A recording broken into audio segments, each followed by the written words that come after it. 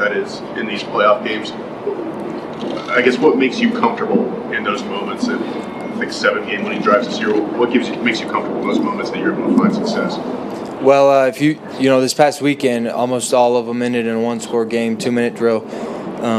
So that's just how the game's played. You got to practice it to feel comfortable with it. And I feel like we've gotten some really good practice with situations and with 2-minute and with clock running down situations. And we've been in those situations this year, so we have some game experience. And I think once you do it a couple times and you succeed with it, it just makes it easier and easier.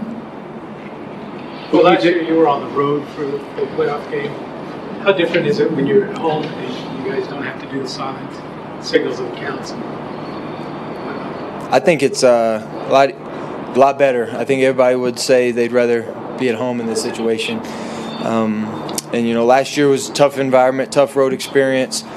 Good for us to get, good for for a young person like me to go gain that experience first year.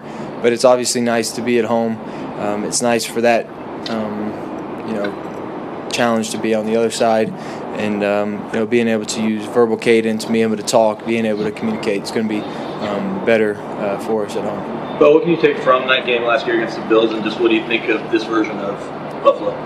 They're a similar team, same players, same coach, same quarterback. I know they've dealt with some injuries, but I imagine some of their guys will be back, and it's going to be a tough physical football game. They know how to win. They've been in this situation before. They had a great win last week, coming off probably their best win of the season, and they have a good rhythm right now as a team. So it's going to be a challenge. We got to start fast. We got to make sure we match their tempo, and not let them get out because they played last week, and we can't let this bye week kind of affect us with a slow start. Well, I'd imagine you watch other guys around the league. Just what sort of respect do you have for Josh Allen and his game, and what will it be like? I know you're not going against each other necessarily, but to know he's on the other side this week. Well, he's incredible. He's a MVP of the league for a reason. He continues to make play after play when sort of the game's not necessarily looking like he can make the play. He just goes out there and does superhero stuff, and I think one of the things that separates him is just his toughness, his ability to go play after play, and at his max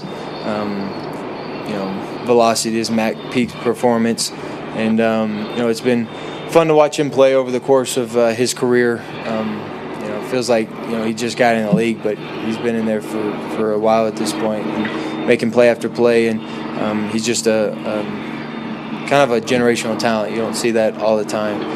Guys as big as the D linemen just being able to be as athletic as skill players. It's not normal, and his got great arm strength too. So it's one of those things where he can do it all at a high level, and it's always been fun to watch.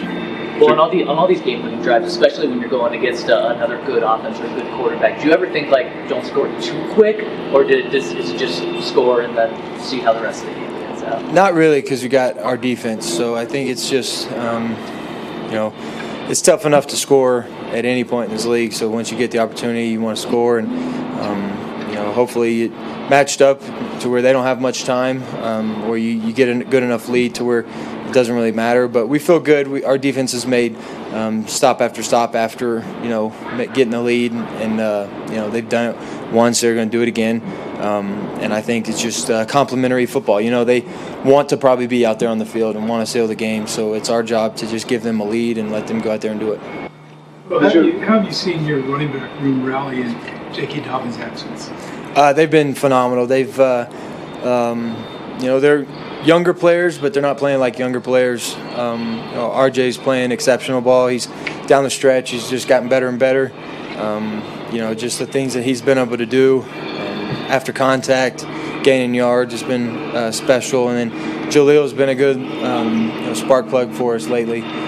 He's running the ball very efficiently, and then TB's done a great job in protection, done a great job out of the backfield, and then with the things that we're asking them to do. So between those three, they're going to get the job done, and they're going to do it with great attitudes, and they're going to do it, with an explosive opportunity all the time. And I think we're in good hands at that position, even though we lost one of our better ones. Well, you guys are. That's fun, Brandon. Yeah, you're underdogs at home. It was the only second time ever at one he's been in. People, main reason is keep saying Josh might put on his cape. So can that be a motivator for the team and for you to say, I've got to see if I can try to put on too? I mean, not really. We don't really care. We've been underdogs before, and probably will be again in the future. But I think good things happened to that last team that was an underdog. Does your mom have a different message during the playoffs? And if so, what might that message be different during the playoff? No, she's same thing.